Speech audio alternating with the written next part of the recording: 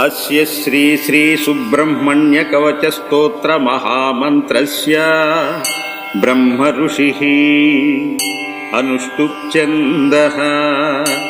श्री सुब्रह्मण्यो देवता ओम नम इति बीजं भगवत इति शक्तिः सुब्रह्मण्यायेति कीलकं श्री सुब्रह्मण्य प्रसाद सिद्ध्यर्थे जपे विनियोगः।